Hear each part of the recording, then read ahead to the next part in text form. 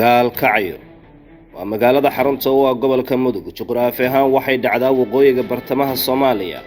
Badka dhulka ay ku fadhido waxa lagu qiyaasaa 30 kiiloomitir oo isku weer ah.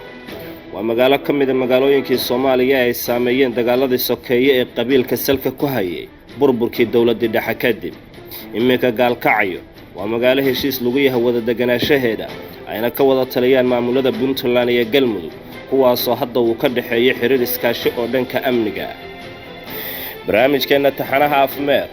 waa fashilka iyo qabashada shabakado argagixisada al-shabaab ka tirsan oo waqooyiga iyo koonfurta magaalada gaalkacyo laga soo bilaabo sanadii 2008 ka geystay kana bilaabay dilal madax jabin ah, qaraxyo gaadiidka la iskugu dhajiyo, gawaari qudhooda meel lagu qarxiyo. Dilalka iyo qaraxyadii ugu badnaana waxa laga geystay waqooyiga magaalada gaalkacyo ee ay Puntland ka arrimiso.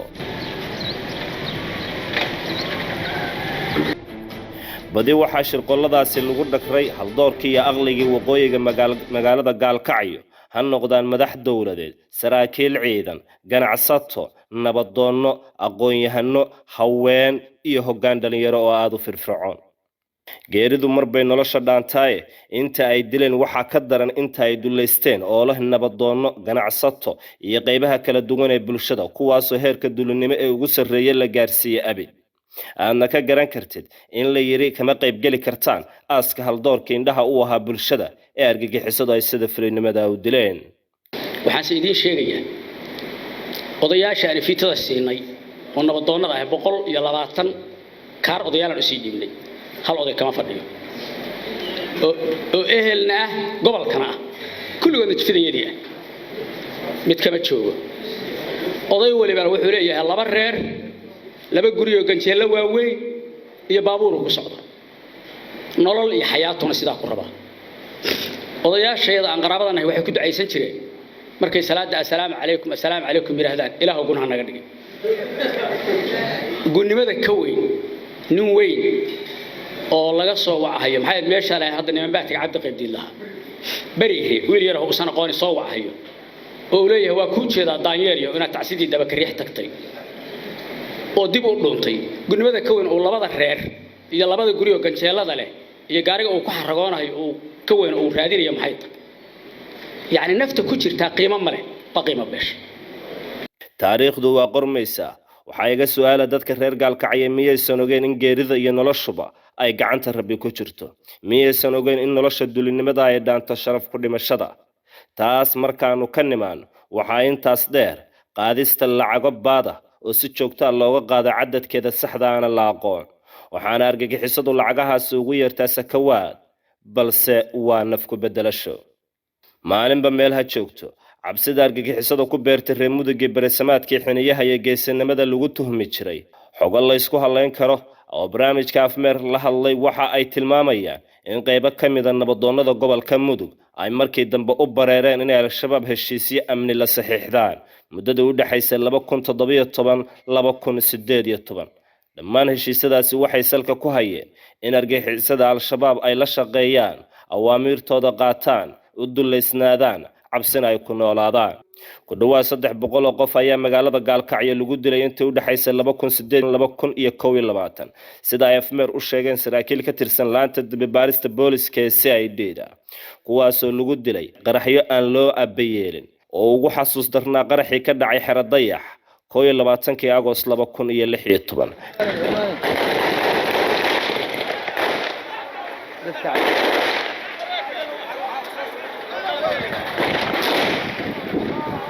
taasoo ay ku dhinteen ku dhawaad 30 ruux oo iskugu jira ciidan iyo dad shacab ah. waxaa intaas dheer dilal madax jabin ah intii u dhaxaysa salaada maqrib iyo salaada cisho kadib. qoysas aan yaran ayaa xilli xun loo soo sheegay geerida ehelkooda. caruur aan tiro lahayn ayaa la barortay dilka aabahood ama hooyadood oo si arxan daraa loogu dilay meel ka mid ah magaalada gaalkacyo. murugada iyo ciilka la baday shacabka magaalada gaalkacyo ma aha afmeer wax lagu soo goobi karo.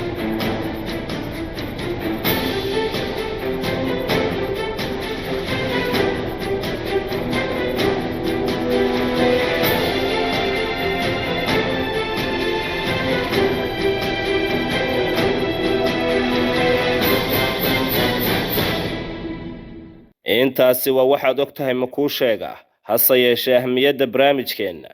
bishii May 2019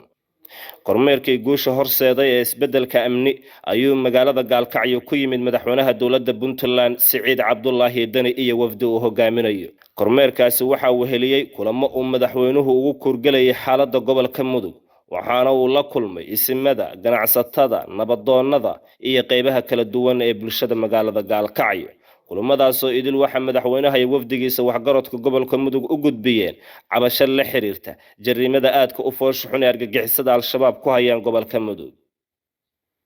maalintaasi wixii ka dambeeyay waxa madaxweyne Dani uu isbedel buuxo oo dhinac walba saameeyay uu ku sameeyay maamulkii gobolka, saraakiishii laamaha amniga.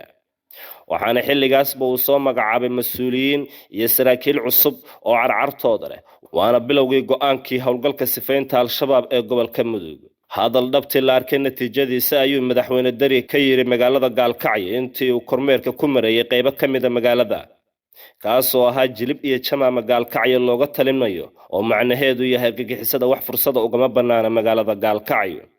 maanta argagixisada Gaalkacyo ku xididaysatay xilligaasi waxa ay noqdeen kuwa cadaaladda la hor keeno iyo kuwa baxsada oo raadkooda la hayo. waxaan aad iyo aad runtii aan halka ula yaabay adduunku waa isbedelayaa. reer Mudugii qayb baa baqdaan leeyahay, baqdin kuma ogaan jirin. marka baqdinta laga sheegayo waxa hadalkaas beesha ma galo, waa lagu ceebaynayaa waan u maleynayaa. baqdinta la iska daayo, dalkan dadkiisa iska leh, cid ma u imaanaysa ma jirayso, cid aan dadkiisa hayn oo xukumaysana ma jirto. runtaan inay sheegayaa cid kastoo isku dayda ama jilib ha joogta ama jabaaba ha joogtee reer Puntland ayagaas xukumaya. nin meel kala jira ma xukumi doono ilaahay idinkiisa. idinkana waxaan laga rabaa inaad arrintaas u dhignugulaataan. bidaar sabiq way kugu gashaa baa la yidhaahdee waxaan jirin iyo intiina la tustuso inaan meelaha laga soo madmadow aan jirin intii farta lagu fiiqo inaan meelo soo dhuuman baa iyadana ka digayaa.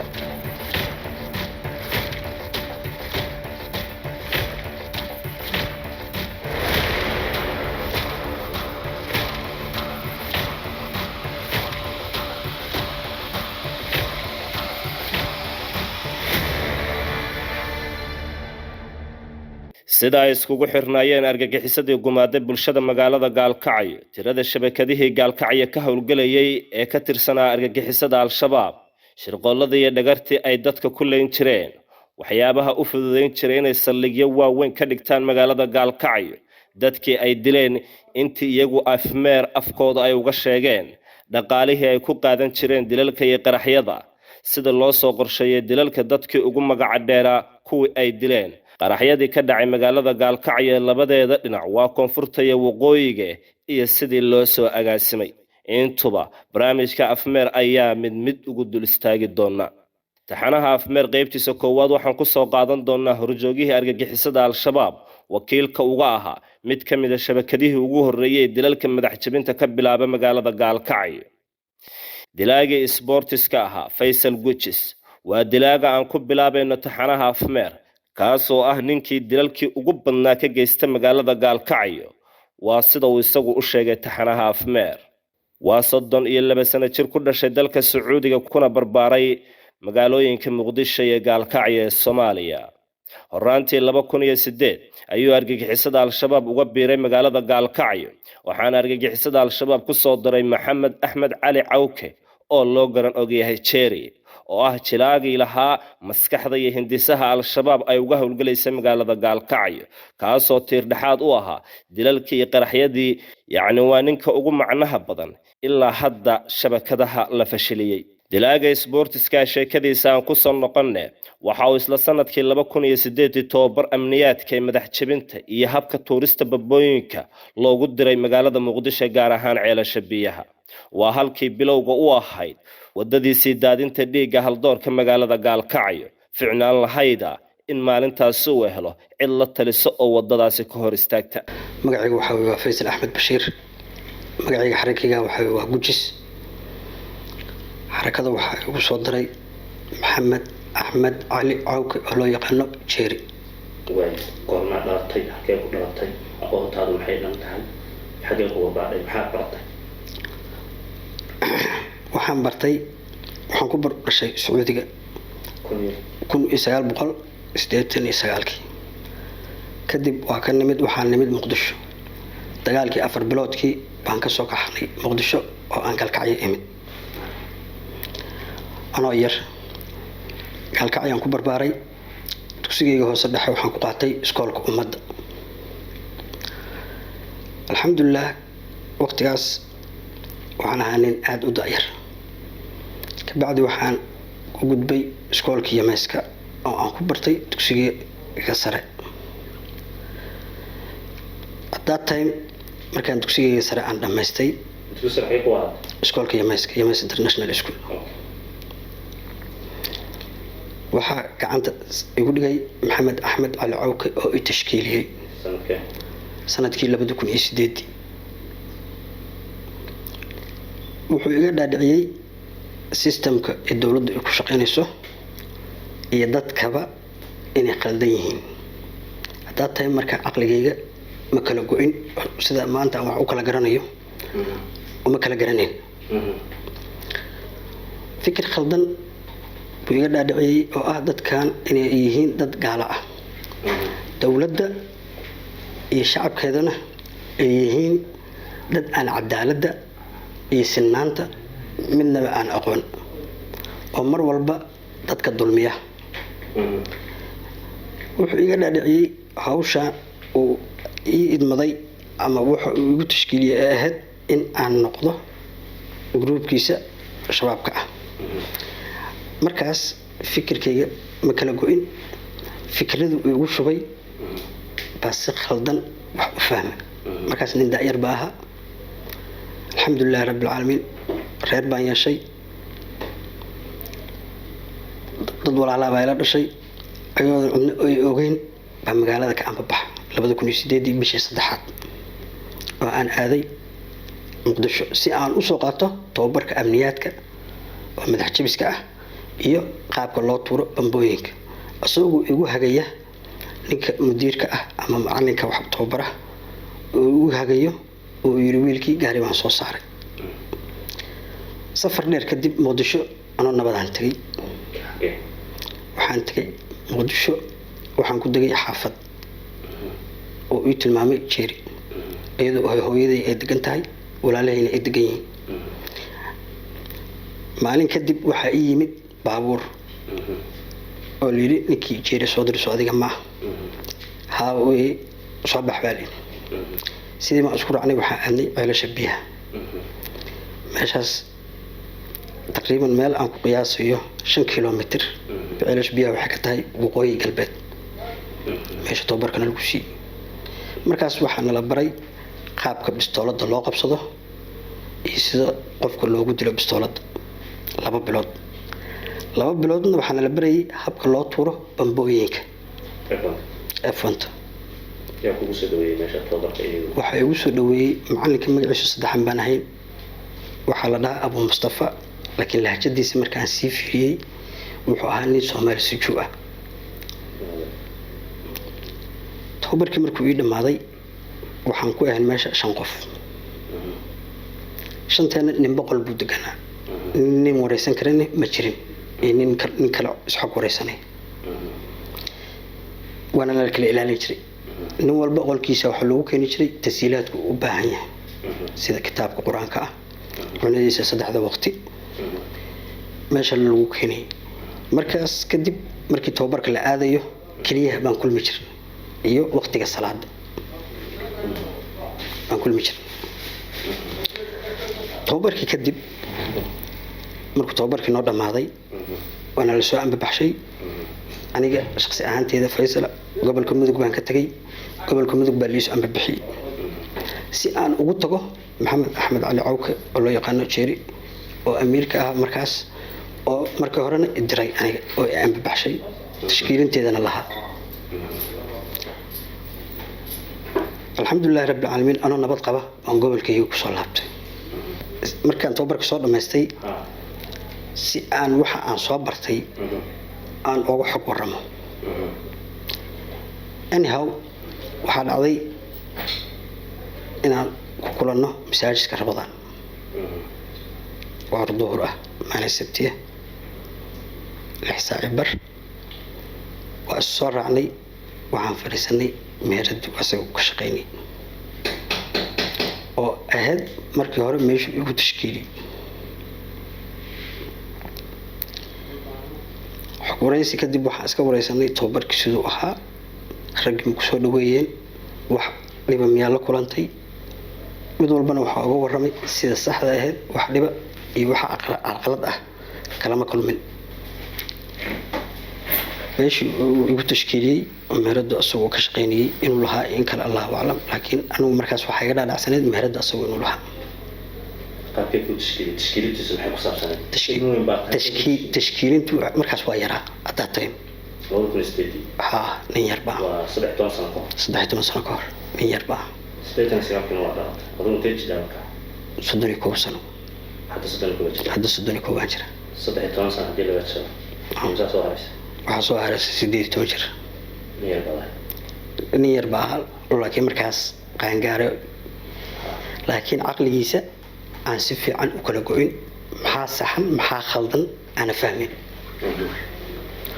waana markii ay ugu jecel yihiin dadka noocaas oo kale nimanka al-shabaab ah sababtoo ah qof wax fahmaya ma jecla ama qof ka fikirka dheer leh mar walbana waxay jecel yihiin dadka aan waxba fahmin oo da'yarta ah ama teenager inay mar walba tashkiiliyaan dadkoodana ay ka dhaadhiciyaan inay yihiin dad daalimiin ah dawladdu ay tahay dawlad gaala la shaqaysa waxa dhacday fikirkii khaldanaa iyo tashkiilintii inay marba mar kasii dambaysa aan u aamino inay waxaan sax yihiin oo mar walba dawladdu ay tahay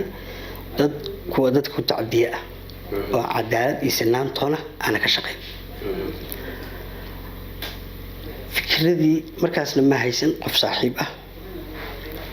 ama qof i wacyigeliya oo idhaha waxaan waa khaldan yihiin ku socotid soo laabashadiisii ceelasha biyaha kadib iyo isxog waraysi uu la yeeshay horjoogihiisa ka sarreeyay ee Jerry waxaa madax looga dhigay shabakadii ugu horeysay ee ka howlgasha xaafadaha Israac iyo Hormar halkaas oo ay ka bilaabeen dalalkii madax jabinta ahaa ee ugu horeeyay ee bulshada magaalada Gaalkacyo lagu dhameeyay markii aan ka soo laabtay tababarkii waxaan ugu imid oo meesha iga soo horeeyay 3 nin Ibrahim Sidow Idris Maxamed Afire iyo Sahal Abdullahi Maxamed Jaamac oo aan ku noqday 4 Ibrahim Sidow waxa lagu amray in uu sameeyo unit gooni ah oo ka horgala garsoor anigana waxaa la ii xushay inaan noqdo labada nin oo soo hartay inaan team leader u noqdo kadib 14 bari kadib waxaan ku soo daray waxa Salmaan Maxamuud Suleymaan jaamac Xuubay unit dhameystiran oo ka howlgasha Israac iyo wixii kale oo howl oo soo baxda oo hadduu amiirkuna amro in aan qabanno ama garsoor ha ahaato ama Israac ha ahaato alxamdulilaahi rabbil caalamiin muddo kadib anigi waxaa dhacday unitkii in laga dhigo team leader sax ah oo shantaas iga hooseysa aan u noqdo mid ugu horeeya oo hogaamiye way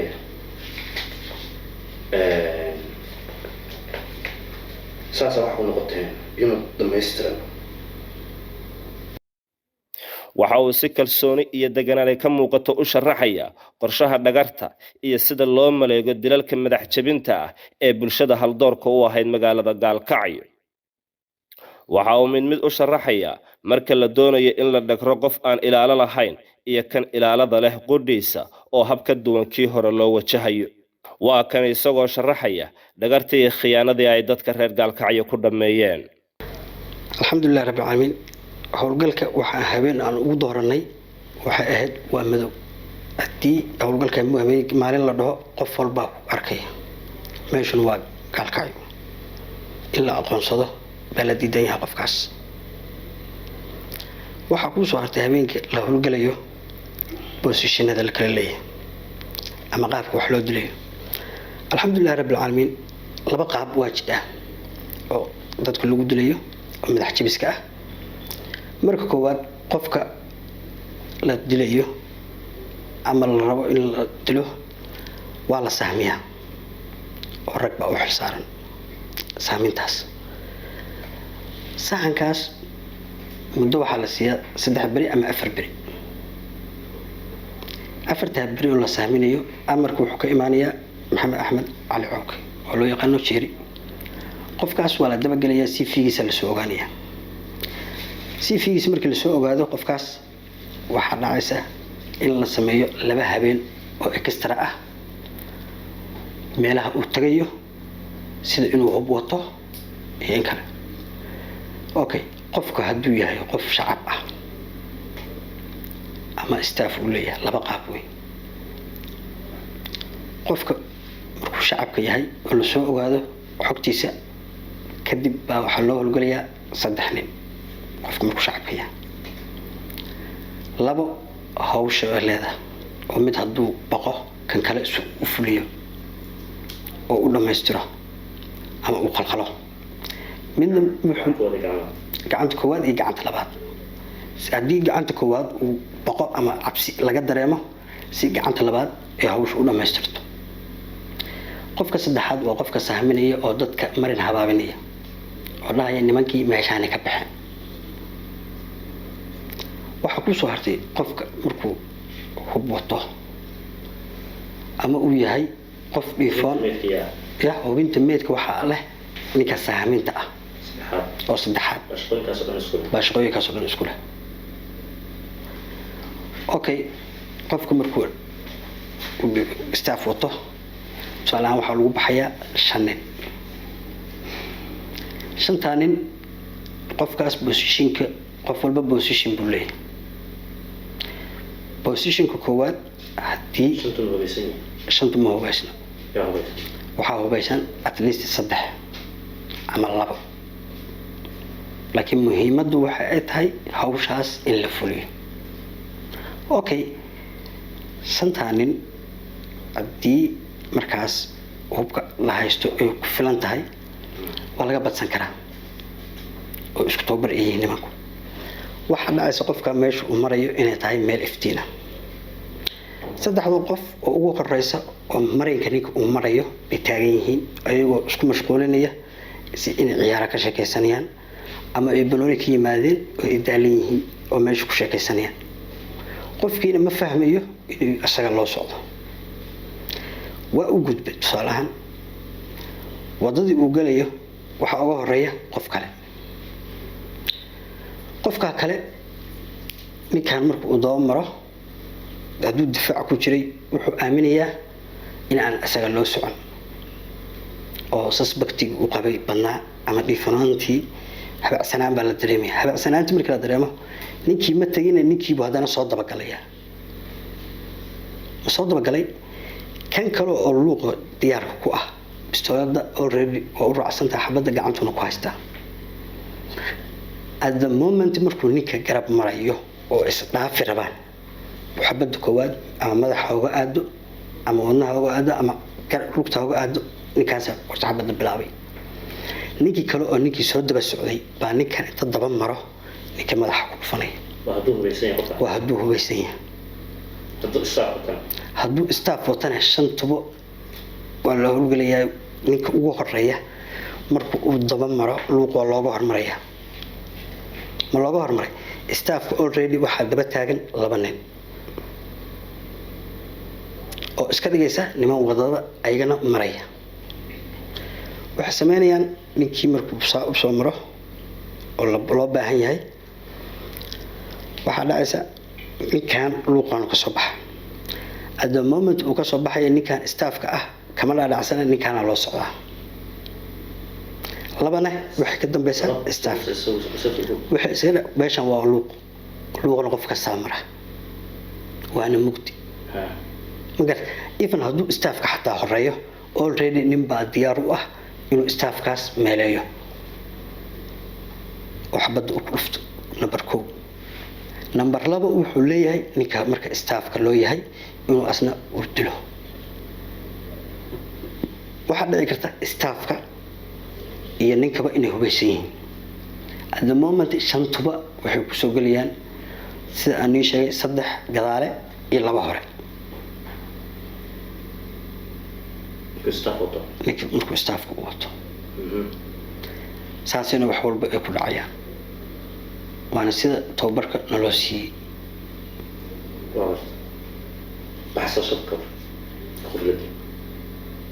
baxsashada nin baa u xilsaaran shantaas ah oo dadka marin habaabinaya oo dhahaya nimankii meeshaan kama bixin xaggaan ay ka baxeen kaasna waxa weeye ninka waran laha ah aan hubka wadaan oo mar walbana heegan u ah shacabka ama markaas dadka kale oo qori haysta marin habaabin oo dhahaya nimanka xaggaan ay ka baxeen luuqaan ay ka baxeen yaa loo raadi ninkaas wax kale uu qaabilsan yahay inuu hubiyo nimankii la dilay inay dhinteen iyo inay nool yihiin inuu hubiyo wax kale uu qaabilsan yahay markii nimankaas ee la dhaho waa dhinteen inuu raaco meydka uu soo ogaado in la soo duugay waana ninka keliya oo xogta rasmiga ah keenaya macdal asaf waxaa dhici karta qofkaas inuu ka badbaado dilkaas oo ilaahay qadarti uu badbaadiso markaas waxaa la isku dayayaa baleen b oo ah si ninkan lagu soo afjari lahaa baa waxaa marka qofkii dhaawac noqdo si lagu soo afjari lahaa waxaa la sameynayaa qaab ka duwan waxaa la iska dhigayaa dhalinyaro sports oo xiran maaliyadaha iyo macwiiso oo soo caafimaada qofba ka soo ogaanaya inuu ninkaas nool yahay iyo in kale wuxuu u qaabilsan yahay oo tiimku u qaabilsan yahay inuu soo indho-indheeyo xaaladda ninka ma ka soo baxay isbitaalka mise kama soo baxin ma dhintay mise waa nool yahay ninkaas ilaa uu taxqiiqa u keeno howlgal labaad lama galayo marka waxaa dhacda qofkaas inuu biqduurat illaah uu ka badbaado oo tiisi ajashiisa ay wax ka dhimanta okay markaas waxaa la diyaarinayaa baleem kale oo shaxdii hore ka duwan oo la isku dayayo ninkaas si lagu soo afjar lahaa haddii aan laydin koox kale loo diro iyo kooxdii shaqada qabyada ka noqotay inay dhammaystirato afoonta laba waxyaalood waa loo qaataa waxaa loo qaataa midda koowaad raxan reeb raacda reeb baa loo qaataa oo ah meesha howlgalka lagu fuliyey inuusan qof kale niga daba imaan ama dadka uusan garan tusaalahaan waxaa laga yaabaa maqribka ka hor inay hawsha ay dhacdo iyadoo loogu talagalay bacdal maqrib inay dhacdo oo isfaham darro xagga ay ka timaado so marka waxaa loogu talagalay marka koowaad maqribkii ballanka ahaa iyo bacdal cisha sida amarka noola siiyey iyo ma waxaa cunto barka aan kusoo qaadan waxaa laga yaabaa qofka la diray inuu ka noqoto inuu arrinta dedejiyo isagoo isla waqtigaas isku day inaad meesha ka baxsatid midda labaad oo ah in markaas meel loo socdo ama xarun dowladeed ha ahaato ama meel ay shacbi isugu yimaadaan ha ahaato in ayadana lagu turo oo fisqiga lagu daawado meelaha filmaantii waxaa lagu daawado in lagu tuuro intaa markaan ka imaano qaabka tababarka iyo howlgallada u samayn jiray adiga gujis maxaa lagu bixiyey gujis waxaa lagu magac daray submarine waagaas waxaa fudud oo haddana sports ah dheereeyana saasay magaca ugu baxay gujis